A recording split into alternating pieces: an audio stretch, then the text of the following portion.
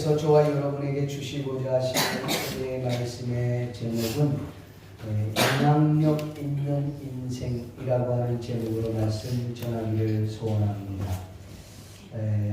이 말씀을 읽고 듣고 보는 가운데 성령 하나님의 폭포수와 같은 은총이 저와 여러분들 심령 가운데 넘쳐날 수 있기를 존귀하신 예수님의 이름으로 간절히 축원드립니다. 한번 따라합시다. 영향력 있는 인생. 영향력 있는 인생. 여러분 부자 3대를 못 간다라는 말이 있습니다. 그런데 동서고금을 막론하고 유일하게 300년을 부를 누른 가문이 있습니다. 그 집안이 바로 다른 것도 아닌 한국의 경주 채부잣집이라는 사실입니다. 이 경주 채부잣집은 약 300년 동안 부를 누렸던 가문이에요.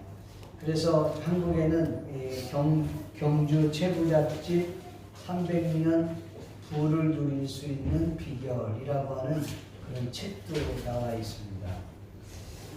그는 경주 채부잣집은 1600년대 초반에서 1900년 중반까지 무려 300년 동안 12대에 걸쳐서 부를 누렸지만 나라가 망하자 마지막 이 최부자 되시는 분은 1884년에 태어나서 1970년에 죽었습니다. 근데 자신의 재산을 정리해서 상해 임시정부를 세울 때에 나라 살리는 일에 자신의 재산을 바치고 남은 일부는 광복 이후에 인재 양성을 위해서 남은 전 재산을 영남대학교, 그러니까 그 영남대학교 전신인 청구대 대구대학을 설립을 했습니다.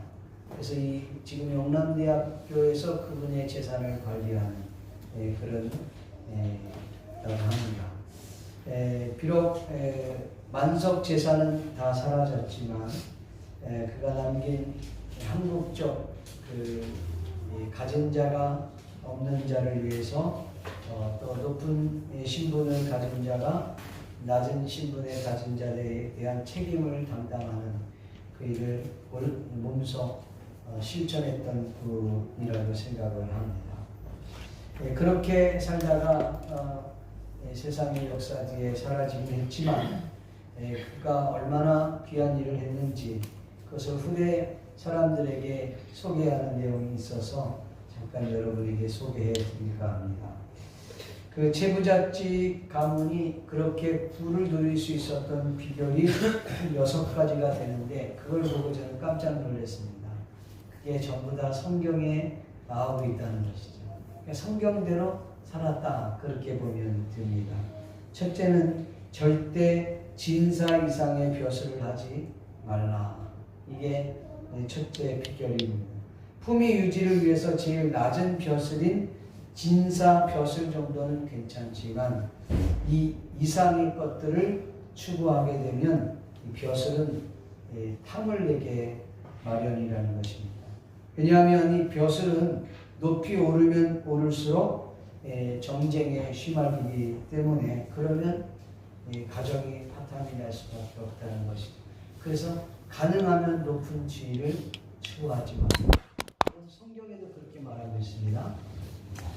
두 번째로는 재산은 1년에 땅을지라도 56제가 되면 돌려줄 겁니다.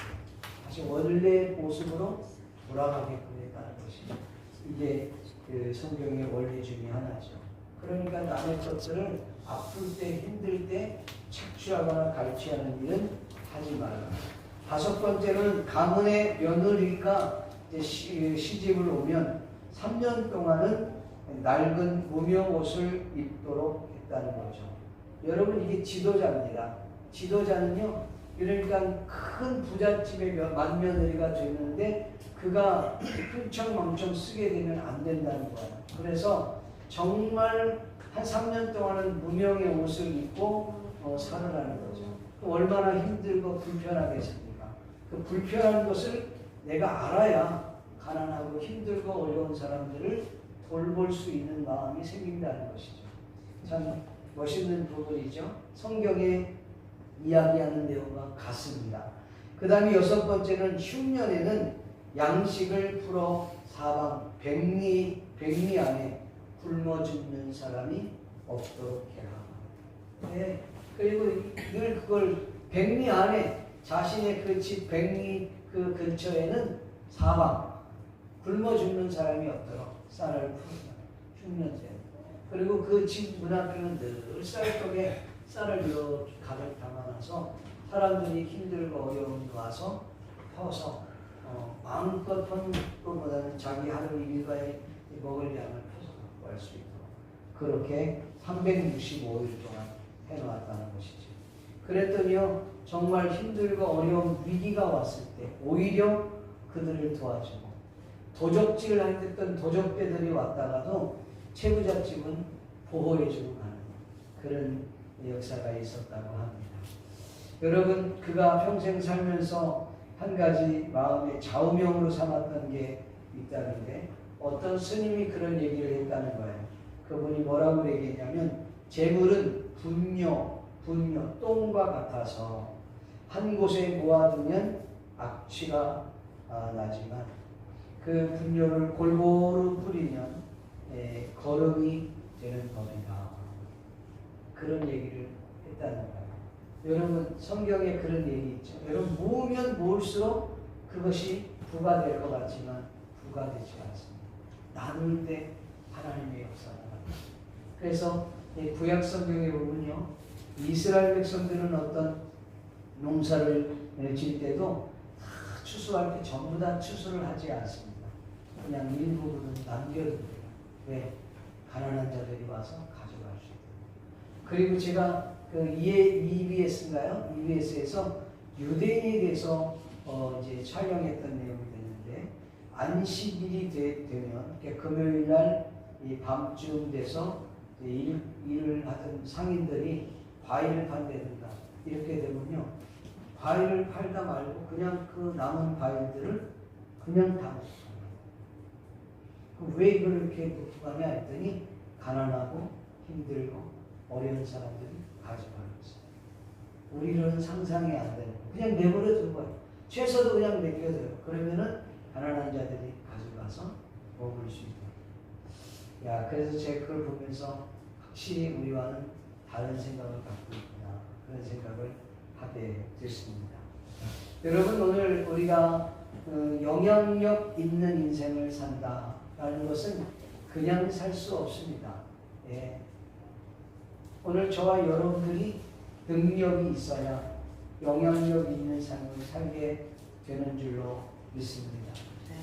오늘 본문 내용을 보면 1절에 보니까 이렇게 기록하고 있습니다. 한번 읽어볼까요? 시작. 다윗이 이르되 사울의 집에 아직도 남은 사람이 있느냐? 내가 요나단으로 말미암아 그 사람에게 은총을 베풀리라 하니라. 다윗이 얘기한 겁니다. 본문을 보면 멸망했던 사울의 가문이 이 요나단으로 인하여서 다시 가문이 일어나는 것을 보게 됩니다. 다시 말하면 이 요나단은 이 사울의 가문의 축복의 통로가 되었다는 말씀입니다. 오늘날 저와 여러분들을 통해서 여러분의 가문이 일어나기를 바라고 여러분의 자녀들이 앞길이 열려지기를 바라고 저와 여러분들을 통해서 여러분들의 인생의 문이 축복의 문이 활짝 열리기를 주 예수의 이름으로 축복합니다. 한 가문이 어떤 계기를 통해서 흥하기도 하고 망하기도 하는 일이 비일비재하다는 사실입니다. 오늘 저와 여러분들을 통해서 우리의 가정과 자녀들과 사업이 개인이 여러분 흥하는 역사가 있기를 주의 이름으로 축복합니다. 그렇다면 다윗은 왜 요나단으로 말미암아 사울의 가문의 남은 자에게 은총을 베풀려고 했을까? 여기에서 우리는 다윗과 요나단의 관계를 깊이 생각해 보지 않을 수 없습니다. 여러분은 다윗과 요나단의 관계를 어떻게 생각하십니까? 오늘 성경에 보면 이 요나단은 다윗에 대한 그 애틋한 마음이 있는 것을 우리는 엿볼 수가 있습니다. 그러한 구절들이 성경 여러 군데에 나와요. 여러분, 요나단은 사무엘상에서 죽습니다. 그러니까 요나단의 이야기를 보려면 사무엘상으로 가야 돼요. 그래서 사무엘상 18장 1절에서 5절 말씀에 보면 이 요나단은 다윗을 자신의 생명처럼 여겼다. 다윗을 자신의 생명처럼 여겼다는 거예요. 여러분, 이게 얼마나 귀한 일입니까? 자기를 생명처럼 여기지 않습니까? 타인을 자신의 생명처럼 여긴다는 것은 보통 어려운 일이 아니다. 여러분, 지난번에 어떤 분이 그러더라고요. 난 자식을 위해서는 죽어도 남편을 위해서는 못 죽어. 그렇게 얘기를 해도 돼요. 야, 그거 좀 그렇다. 아마 남편도 그럴걸요? 이 모성애는 대단해요. 그래서 여러분, 그 짐승을 가지고 모성애를 실험을 했는데 인간이 좀 악해요. 그래서 원숭이에게 그 철판을 이렇게 깔아놓고 거기에다가 망을 쫙 세워갖고 못 나오게 해놓고 불을 밑에서 떼운 거예요. 자식과 원숭이. 근데 결국 어떻게 되냐면 엄마 원숭이가 죽습니다. 자식을 배에 끌어안고 타서 죽어요. 근데 아버지하고 아들하고 그 새끼하고 났더니 아버지가 살아있더래요. 왜 그러냐 했더니 자식을 깔고 자기가 거기 있더래요. 안 죽으려고. 그러니까 모성애는 부성애보다 좀 강한 건 확실한 것 같아요. 여러분, 타인을 자신의 생명처럼 여겼다. 보통 일이 아니에요. 요나단이 다윗을 자기 생명처럼 여겼다. 또 사무엘상 19장 1절에서 7절에 보면 사울 왕은 이 다윗을 죽이려고 합니다. 이게 나의 인기를 다 끌어가는구나. 그리고 이 다윗이 사울을 완전히 죽이려고 했다. 근데 죽이려고 하는데 다윗을 변호한 사람이 누구냐면 요나단입니다. 아니, 아버지, 왜 다윗을 죽이려고 합니까? 다윗이 아버지에게 뭔 잘못을 했기에? 그는 나라를 위해서 싸운 죄밖에 없습니다. 근데 왜 다윗을 죽이려고 합니까? 그리고 철저하게 다윗을 변호한 사람이 요나단. 사무엘상 19장 1절에 20장 1절에서 23절에 보면 다윗은 요나단은 결국 다윗을 위해 생명을 구해주는 일을 하게 됩니다. 여러분, 제가 그 성경을 찾아보면서 참 은혜를 받았던 구절이 사무엘상 20장 4절에 보면 요나단이 다윗에게 이렇게 말합니다. 내 마음의 소원이 무엇이든지 내가 너를 위하여 그것을 이루어주리라. 아멘. 내 소원이 뭐냐? 내가 너를 위해서 그 소원을 이루어줄게. 이 말은 다른 말로 얘기하면 네가 왕이 된다고 한다면 내가 너를 왕으로 세워주냐. 그리고 나는 너의 그 다음. 이게 요나단이었어요. 멋지지 않아요? 심지어 여러분 17절 말씀을 보면 요나단이 다윗을 사랑함으로 그로 다시 맹세케 하여 이는 자기 생명을 사랑함 같이 그를 사랑하며 자기 생명처럼 사랑했다. 그렇게 이야기하고 있습니다. 위대한 사랑이죠. 여러분, 타인의 생명을 자기 생명처럼 사랑했던 사랑이 어떤 사랑이 있어요? 여러분, 예수 그리스도의 사랑 외에는 없습니다. 자, 그렇다면 다윗이 요나단을 어떻게 생각했는지 잘 한번 생각해봐요. 다윗이 요나단을 어떻게 생각했는지에 대한 이야기는 성경에 여러 곳에 나옵니다만은 그 중에 한 곳을 찾는다면 사무엘하 1장입니다. 사무엘하 1장에서 17절부터 27절의 내용인데 이 다윗이 요나단이 사울과 함께 사울의 세 아들들이 전쟁터에서 죽습니다. 죽었을 때에 그들의 그 죽음을 애도하면서 시를 하나 썼는데 그게 활의 노래라고 하는 시를 다윗이 직접 씁니다. 그리고 그들의 용맹스러움을 그런 시입니다. 근데 그 시를 쓰고 그 시를 쓴 정도가 아니라 유다인들에게 그 시를 가르쳐 지키게 했다는 거죠. 너희들이 그렇게 존경했던 이 사람들, 이런 용맹스러운 사람들이 그렇게 했습니다. 심지어 다윗이 이 요나단을 어떻게 생각했냐면 26절 말씀에 보면 이런 말이 있습니다. 내 형 요나단이여 내가 그대를 애통하면 그대는 내게 심히 아름다움이라. 그대가 나를 사랑하니 기이하여 여인의 사랑보다 승하였도다. 이렇게 표현해요. 그러니까 여기서 다윗은 요나단을 내 형이라 이렇게 표현했어요. 그러니까 여러 해석이 필요할 수 있겠지만 나이적으로 따질 때도 아마 요나단이 다윗보다는 나이가 많은 것으로 추측이 됩니다. 예. 그런데 요나단의 마음이 이 다윗의 마음보다 훨씬 더 컸다는 사실이죠. 예. 다윗이 왕 된다면 내가 너 그거 왕 되게 해주마. 그리고 나는 내 다음이 돼. 이 정도의 큰 마음을 갖고 있습니다. 그러니까 신앙도 있었던 사람인 것이죠. 예. 그런 점에서 봤을 때 이 다윗이 요나단을 봤을 때는 당신은 내 형이라 이렇게 표현했습니다. 그리고 그가 죽었을 때에 성경에 보니까 내가 그대를 애통함은 이렇게 되어 있어요. 현대인 성경에는 뭐라고 되냐면 너의 그 슬픔이 나의 가슴을 미어지게 했다. 너무 슬퍼하는 이유는 내가 나를 심히 사랑했기 때문에.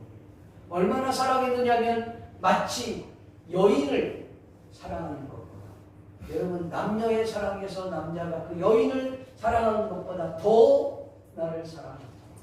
이렇게 표현하고 있는 것입니다. 사무엘상 19장 4절과 17절 앞전에 말씀을 드렸지만 요나단은 다윗에게 이르되 내 마음의 소원이 무엇이든지 내가 너를 위하여 그 소원을 이루어주리.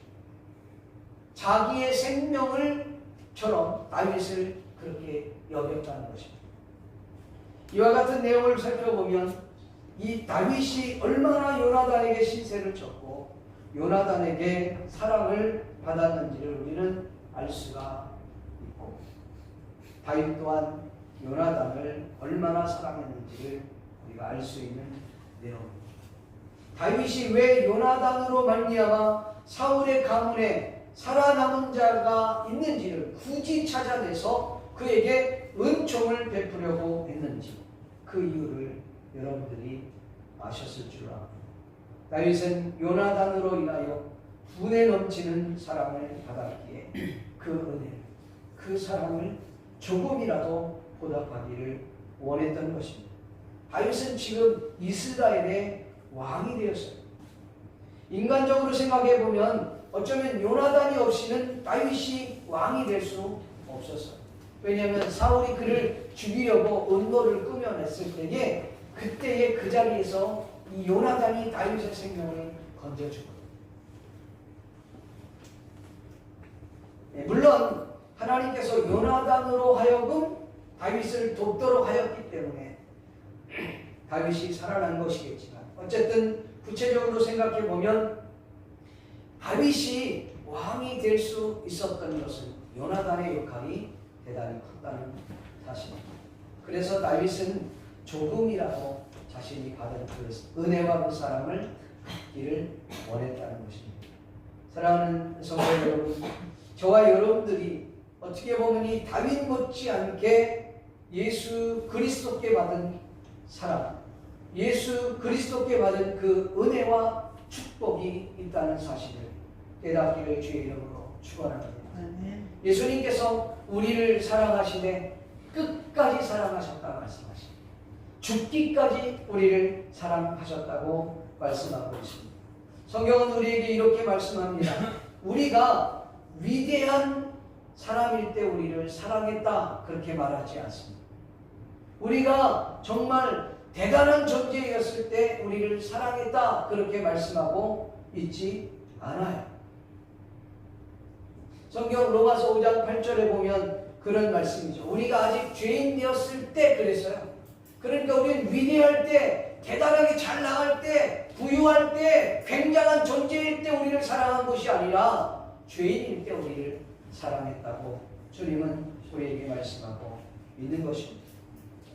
오히려 우리는 죄인일 때 아무짝에도 쓸모없는 마른 막대기보다도 못한 아주 별 볼 일 없는 그런 존재인 나를 예수님께서 사랑하셔서 직접 이 땅에 내려오셔서 십자가에 못 박혀 죽으신 줄로 믿습니다.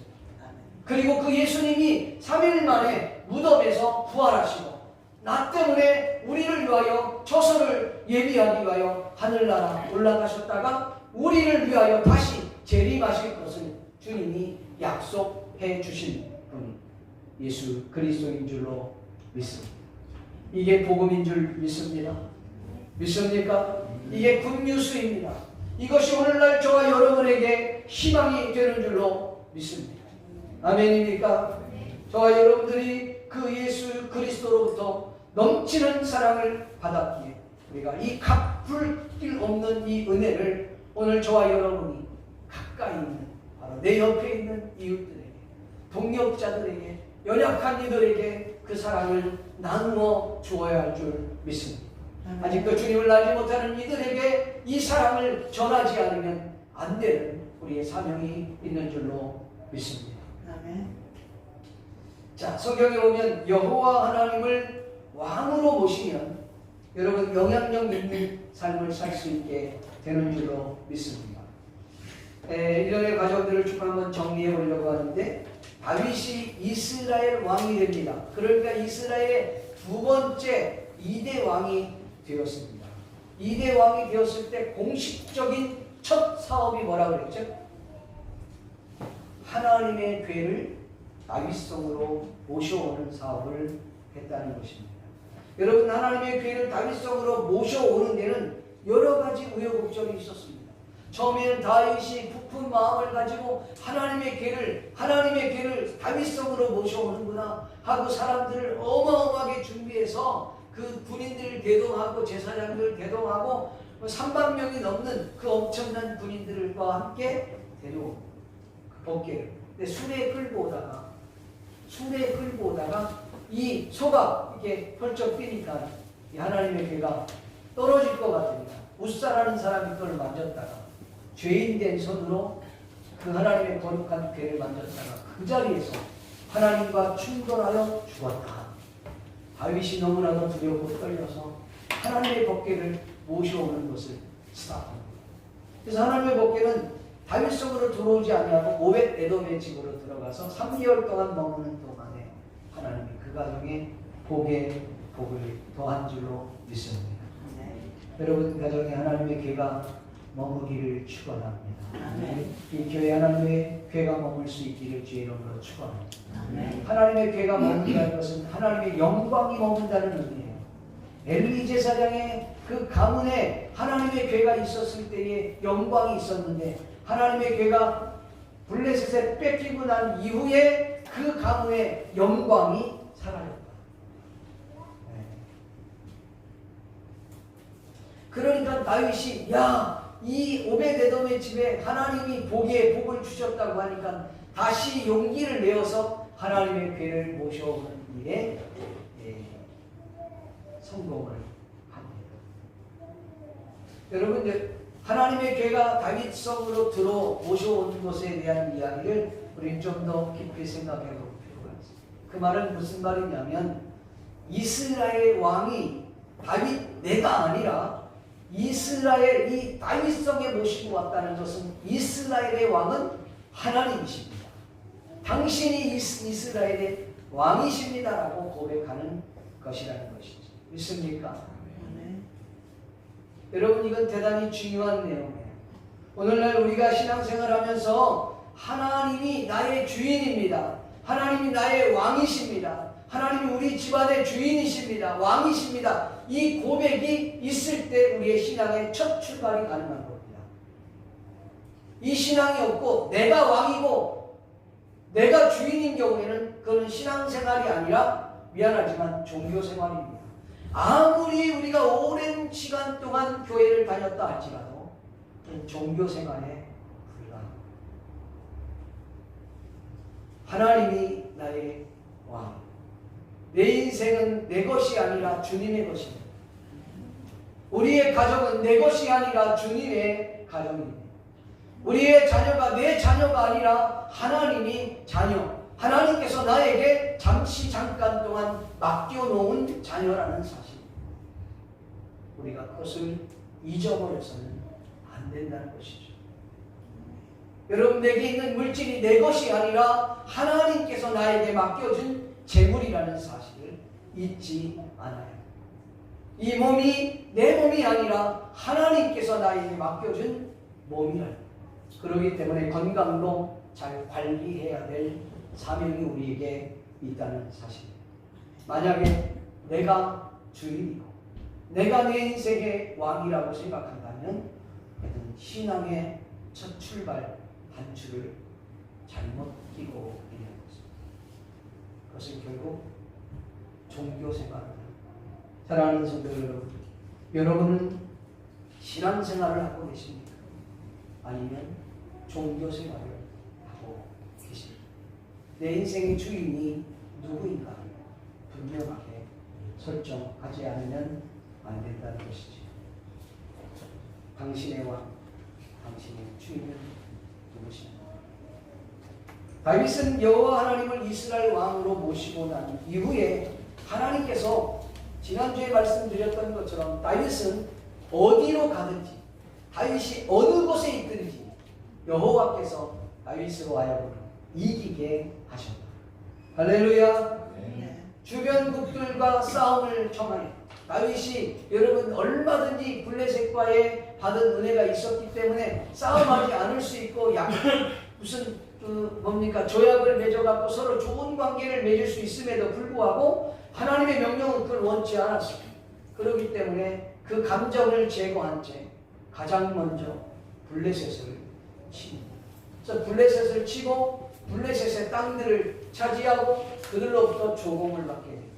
무려 여러분 6개 그 족속들을 물리쳐요. 블레셋을 물리치고, 그 다음에 아말렉을 물리치고, 그 다음에 암몬을 물리치고, 모압을 물리치고, 아람을 물리치고, 에돔까지 물리치고, 그리고 그들에게 수비대를 세우고 종살이 시키고, 심지어는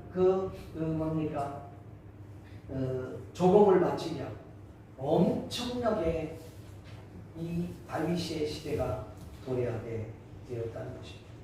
다윗은 엄청난 역사를 이루었습니다. 그래서 다윗 시대가 강력한 힘을 발휘하게 된 것입니다. 이스라엘 주변 국가들이 하나씩 무너지면서 그들은 이제 이스라엘 나라의 시녀들이 되게 된 거죠. 이스라엘은 강대국이 되었습니다. 다윗은 굉장히 그 나라를 평정함으로 말미암아 마음의 여유가 생기고 힘이 생겨졌어요. 그때에 다윗이 어떤 일을 했느냐면, 사울의 가문에 아직도 남아있는 자가 있는가, 혹 남아있는 자가 있다면 내가 요나단으로 인하여 그에게 은총을 베풀게. 이 말은 다른 말로 얘기하면 정적을 없애려는 게 아니라 오히려 은혜를 베풀게, 영향력 있는 삶을 사는 그 모습을 우리는 보게 되는 것입니다. 만약에 다윗도 사울과 마찬가지로 자신의 왕국만을 고집하려고 했다면 사울과 같은 인생으로 전락하고 말았을 것입니다. 그러나 그가 자신의 왕국이 아닌 하나님을 높이 세운 거예요. 하나님을 높이 올린 겁니다. 당신이 이스라엘의 왕입니다. 당신이 나의 왕이십니다. 그렇게 고백함과 동시에 하나님은 이스라엘을 위하여, 자기 백성을 위하여, 자기 나라를 위하여 친히 싸우시는 하나님이신 줄로 믿습니다. 그러니까 여러분, 하나님께서 이 다윗이 그렇게 하나님을 높이니까 하나님이 그에게 얼마나 강력한 힘을 주었습니까? 그를 열방에 두려워하는 존재로 만들어주신 것입니다. 여러분, 이거 어디서 많이 들은 얘기 아닙니까? 우리가 성경을 보면 다윗이 너무 감격했어요. 이스라엘 왕이 되어서 너무 감격해서 하나님 앞에 내가 하나님의 성전을 짓겠습니다. 아니, 성전을 보니까 자기는 다윗성에 백향목에 다 거여 있는데 하나님의 성전은 하나님의 괴는 이렇게 텐트에 이렇게 있는 거 너무 가슴이 아파서 하나님의 성전을 내가 지켰습니다. 나단이 너무너무 좋아서 왕은 왕 아닙니까? 당신이 하고 싶으면 얼마든지 할 수 있으니까 그렇게 하십시오. 그날 밤에 나단 선지자에게 하나님 오셔서 안 돼. 그는 피를 손에 많이 흘린 사람. 그러면서 하나님이 나단 선지자에게 이렇게 약속을 해주십니다. 다윗이 나를 위하여 성전을 짓겠다는 그 마음은 고맙고 내가 마음만 바꾼다.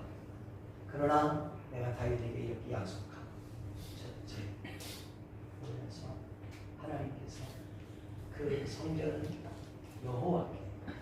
여호와께 드린 성전, 내 자녀를 통해서 하게. 둘째, 내 나라와 내 가정을 견고하게 세워주고. 셋째, 다윗보다 위대한 존재 세워주고. 그래서 다윗이 그 주변 국가들이 두려워하는 존재가 되었고 존경받는 존재가 됩니다. 그걸 어떻게 하냐면 이후에 솔로몬이 성전을 지었을 때요, 그 다른 지역에서 두로 지역에서 여왕들이 찾아오고 그리고 다윗에게 은혜를 입은 자들이 도움을 주는 일들을 보게 됩니다. 그만큼 존경을 받은 사람이었습니다. 네, 여러분 지금까지 우리가 압니다. 다윗은요 이스라엘의 국기가 뭔지 아세요? 다윗별입니다. 다윗별. 이 다윗별이 이스라엘 국기예요. 그걸 다윗별이라고 해요. 근데 이 다윗별의 그 의미가 무슨 뜻인지 아십니까, 여러분? 다윗별. 이 이스라엘 땅에 이 다윗별 국기가 펄럭펄럭거립니다. 그 뜻이 뭐냐면 창세기 1장 1절이에요. 그 뜻이 태초에 하나님께서 천지를 창조하신 그게 온 이스라엘 땅에 펄럭거립니다. 태초에 여호와께서 하나님이 천지를 창조하십니다. 위대하지 않습니다. 자, 마지막으로 이 요나단의 아들 무비보셋을 만나는 다윗의 모습을 생각해 보려고 합니다. 옛날에 1980년대인가요? 있잖아요. 가끔 가다가 제가 유튜브에서 보면 그때를 아시나요? 그래갖고 이 이산가족 상봉하는 그런 데 이렇게 가끔 가다 보면 지금 봐도 눈물이 그냥 글썽이고 그냥 가슴이 미어집니다. 전쟁통에 이제 이북에서 내려오면서 살 길이 막막하니까 동생은 고아원에 동생은 또 다른 어른 이렇게 찢어지는 거예요. 그 찢어지다가 살다가 보니까 못 만나게 되죠.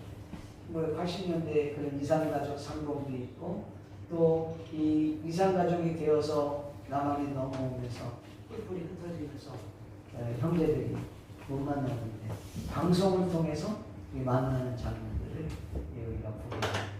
그 장면이 오늘 이 요나단의 아들 무비보셋과 다윗의 장면과 같습니다. 그러니까 한번 연상 한번 해서 보면 좋을 것 같아요. 제가 이 부분을 좀 묵상을 한번 이렇게 해봤어요. 다윗이 그런 생각을 했을 거예요. 야, 그래도 사울의 가문에 살아남은 자가 있지 않을까? 수송을 하게 됩니다. 혹시 사울의 가문에 살아남은 자가 있다면 내가 요나단하고 인하여서 한번 수송을 해봐.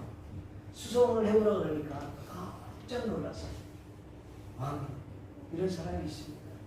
누구냐? 시바라는 종이 있는데요. 발음을 잘해요.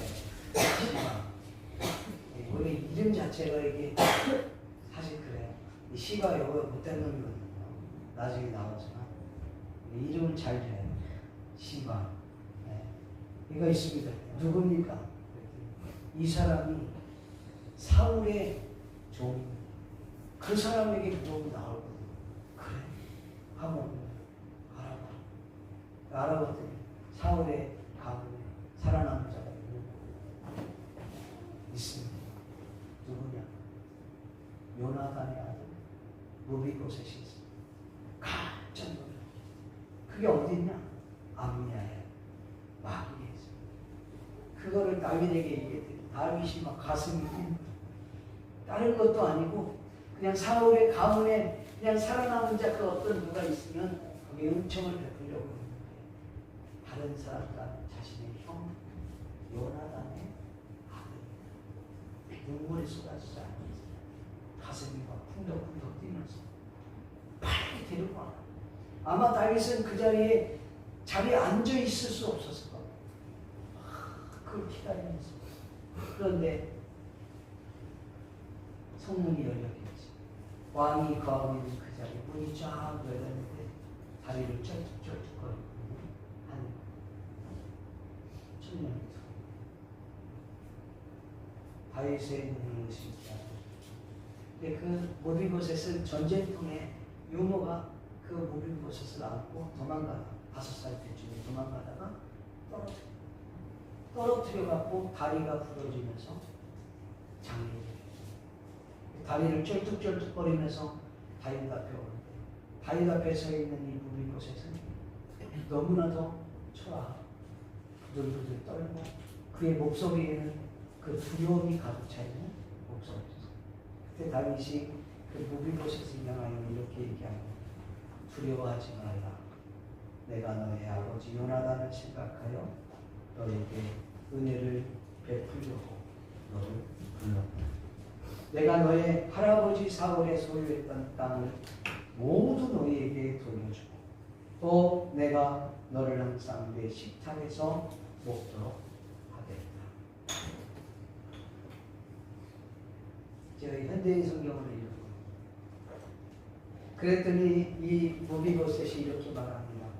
그때 모비보셋이 왕 앞에서 다시 절하며 말하되 이 종이 무엇이라 대왕께서 죽은 개 같은 저에게 이런 친절을 베푸십니까? 얼마나 가슴이 아팠을까요? 민족의 비극이죠. 한 가문의 비극이 이곳에서 벌어지고 왜 이런 가문의 비극이 벌어졌을까? 다른 게 아닌 사울이라고 하는 왕이 자기 왕국을 세우려고 결국은 이런 비극을 맞게 된 것입니다. 어쩌면 이 모비보셋은 다윗이 은총을 베푼다고 했을 때에 의심을 했을지도 몰라요. 왜냐하면 일반적으로 생각하면 여러분 정적을 다 제거하잖아요. 그러니까 꼭 이렇게 다 꼼수를 쓰고 야 살아남은 자 있으면 찾아와. 내가 은총을 그리고 데려오면 죽여버릴 수 있겠다. 그런 생각을 했었을 수도 있어요. 그래서 두렵고 떨었는지도 모르죠. 그는 스스로 자기를 낮추기를 죽은 개 같은 존재라 이렇게 이야기를 한 것입니다. 여러분 그때 다윗이 이제 시바를 불러서 이렇게 이야기합니다. 사울의 토지를 모비보셋에게 다 돌려줘. 그가 가지고 있는 밭과 그 다음에 그 소유지를 다 돌려줘. 그리고 너희들은 이 시바에게 너희와 너희 종들과 내 자녀들은 이 모비보셋을 위해서 밭을 팔고 그를 공개하도록 해라. 그렇게 이야기해요. 그리고 난 이후에 모비보셋은 나와 함께 왕자들처럼 식탁에서 매일 식사를 할 것이다. 그러니까 너는 그 토지를 잘 관리하고 그리고 모비보셋의 자녀가 또 하나 있었다 그랬죠? 미가라고 하는 사람 잘 공경하도록 해요. 이렇게 말씀을 했다는 사실입니다. 여러분 오늘 이 본문을 통해서 저는 개인적으로 모비보셋이 고백했던 그 고백을 한번 생각해 보려고 합니다. 이 모비보셋이 다윗 앞에 죽은 개 같은 존재라 이렇게 스스로 표현을 했는데 어쩌면 그 표현이 그에게 딱 맞는지도 모르겠습니다. 오늘날 저와 여러분들의 모습은 어떻습니까? 오늘 우리가 이 모비보셋이 고백한 것과 같이 나는 죽은 개 같은 존재라고 고백할 수 있는지. 여러분 죽은 개는 아무 짝에도 쓸 것이 없어요. 아무 곳에도 쓸 것이 없어요. 죽은 이런 속담이 있죠. 죽은 사자보다 살아있는 강아지가 낫다. 예, 죽은 개나 죽은 사자 아무 쓸데가 없어요. 물론 우리 한국은 좀 다르지만 죽은 개는 개고기를 되는. 제가 전도사 때 여름 성경학교를 하게 됐는데 예, 여름 성경할 때 그때 이제 아침에 이제 목사님이 차량 운행을 하기 위해서 교회 앞에 차를 대놨는데 예, 아침에 이제 그 강아지가 그쪽에 사는 강아지인데 강아지가 차 뒷바퀴 있는데 거기에 이렇게 거기가 이제 햇볕 안 들어오니까 거기 들어가 있었던 거예요. 목사님 그것도 모르고 차를 시동을 걸고 바로 뒤로 백을 딱 하고 탁 나가는데 강아지가 거기 깔려서 죽어버려요. 그 자리에서 직사하는 거예요. 그 목사님 그것도 모르고 차량을 다 하고 들어왔는데 들어와서 막 얘기를 한 거예요. 부동산 그 집 계약했던 거예요. 막 얘기하니까 알겠다고. 근데 나중에 제가 배상을 하든지 할 테니까 좀 나중에 얘기하자. 그렇게 얘기했는데 이분이 화가 났는지 낮에 우리 여름 성경학교 이제 예배 시간 다 됐는데 죽은 개를 예배당 그 앞에 들어오는 이리구치에서 탁 나오고 애들도 못 들어오고 다 서있고 뭐 전도사님 그러는데 아니 나도 그 개를 이렇게 죽은 개를 이렇게 움직이는 게 막 그런 거예요. 이거 꼭 만지면 확 살아날 것 같은 느낌 있잖아요. 아 이거 어떻게 하나 그랬는데 그래서 우리 담임 목사님 어머님 권사님 저기 개가 죽었어요. 어디 개가 있대요. 예배당 앞에 보자마자 가더니 그 노인네가 아니 이 미친놈의 새끼가 왜 여기 있었어? 자워갖고 그냥 들어가고 진짜 개가 하더니 저기 탁 놔버린 거예요. 화장실 근처에 놨는데 우리 예배 드리려고 개가 없어진 거예요. 살아서 도망간 건지 알고 봤더니 누가 그걸 듣고 가져가서 드셔. 한국 사람은 죽은 개는 써먹을지 몰라요. 죽은 개는 절대로 필요하지 않아요. 모비보셋이 자기를 죽은 개라 이렇게 표현하고 필요한 것이죠. 여러분 오늘날 저와 여러분들도 어쩌면 이 죽은 개와 같은 존재가 그 이유를 설명드린다면 이렇습니다. 여러분 성경의 에베소서 2장 1절에 보면 우리를 죽을 수밖에 없는 존재라 이렇게 표현하고 있지 않습니다. 에베소 2장 1절을 보면 너희 허물과 죄로 죽었던 너희를 다시 살려.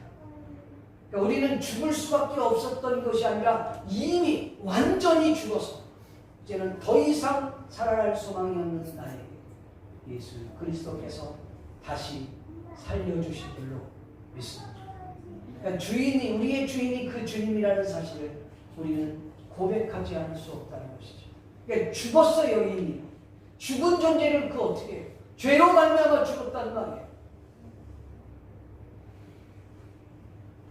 오늘 이 모비보셋이 고백한 이야기는 대단히 중요한 거예요.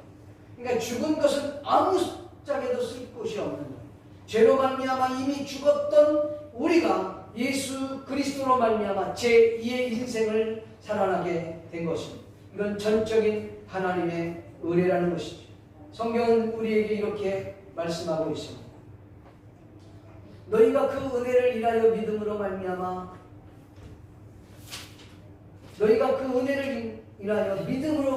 구원을 얻었다. 이것은 너희의 행위에서 난 것이 아니라 하나님의 선물이라. 그러니까 누구든지 자랑하지 못하게 하라. 에베소 2장 8, 9절 말씀에 우리에게 말씀하고 있는 내용.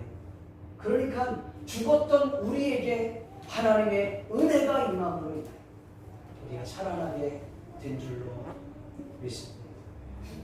우리 주님께서 저와 여러분들을 위해서 십자가에 달려 돌아가셨다는 놀라운 사실.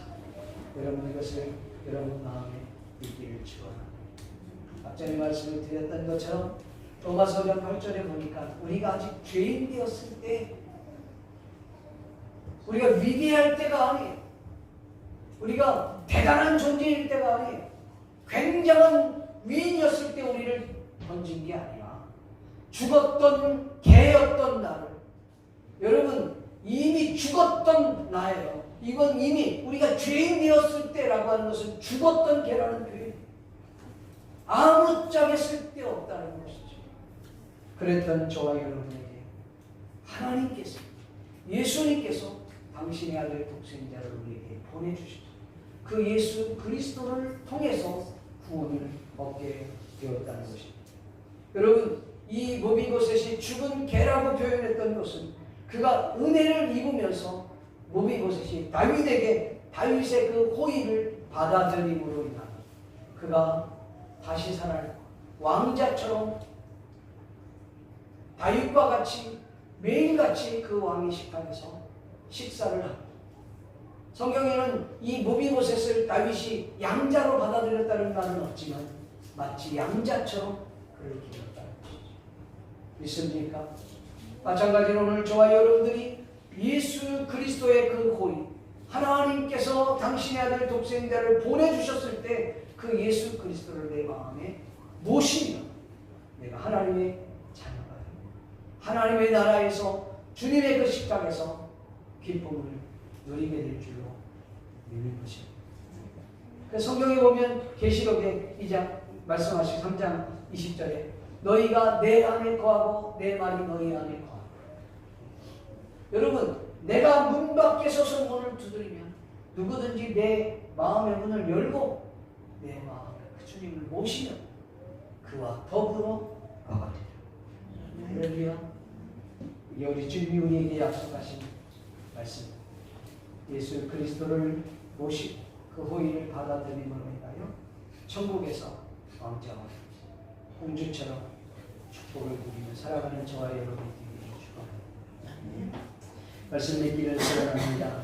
사랑하는 성도 여러분, 다윗은 하나님을 이스라엘 왕으로 모심으로 말미암아 나라와 가정과 개인의 놀라운 축복을 받아 영향력 있는 삶을 살게 되었습니다.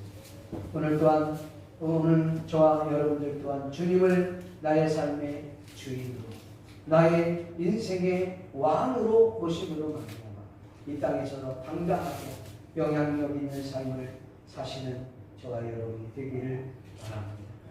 또한 모비보셋처럼 다윗의 호의를 받아들임으로 인하여 다윗과 함께 식사를 하고 식탁을 누리며 왕자들과 같은 대우를 받았던 것처럼 오늘 저와 여러분들도 우리 주 예수 그리스도의 호의를 받아들임으로 말미암아 하나님의 식탁에서 그 식탁의 축복을 누리기를 바랍니다. 하나님의 자녀로서 왕자들처럼 공주들처럼 이 땅에서 당당하게 하나님의 자녀로서 영향력 있는 삶을 사시는 모두가 다 볼 수 있기를 주의 이름으로 간절히 축복합니다. 기도하시다. 이 시간 말씀을 생각하시면서 같이 한번 합시나요? 통성으로 기도하겠습니다. 말씀을 생각하면 우리 같이 한번 기도합시다. 고마우시고 자비로우신 아버지 하나님 감사합니다. 이 시간 주님 앞에 마음의 기도를 꿇습니다. 아버지 하나님, 이 시간 새 힘 주시고 새 능력 주시옵소서. 이 땅에 영향력 있는 삶을 위해서 저희들 되게 주시옵소서. 요나단으로 말미암아 그 사람에게 은총을 베푸는 요나단의 그 아름다운 선행, 요나단의 그 아름다운 삶, 결국 쓰러져 갔던 망해가는 사울의 가문을 다시 일으켰던 거죠. 오늘 우리를 통하여 하나님, 나의 가정이 다시 살아나, 내 기업이 다시 살아나, 하나님께서 하나님의 영광을 위하여 되게 쓰임받는 저희들 될 수 있게 해 주시옵소서. 하나님, 여호와를 왕으로 모십니다. 하나님을 나의 왕, 하나님을 나의 인생의 주인으로 모셨던 다윗은 하나님이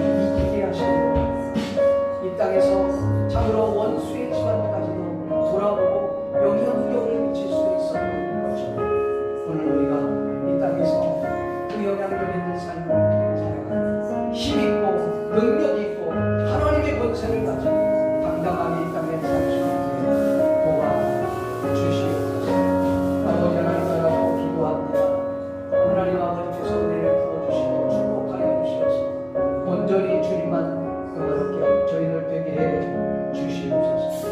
아버지 하나님 바라고 기도합니다.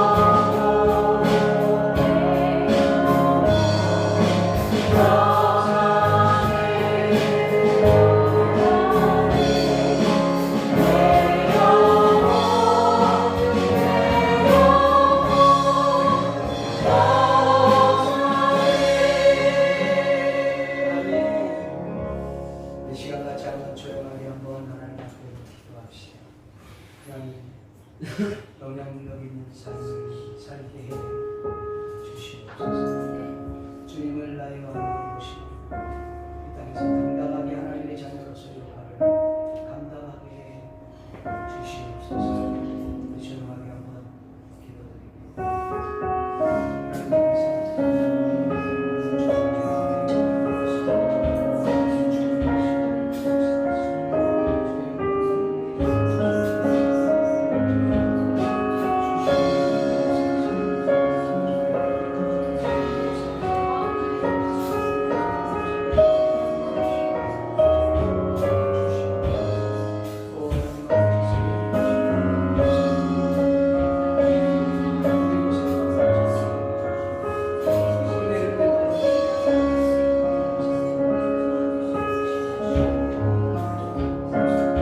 살아계신 아버지 하나님 감사합니다.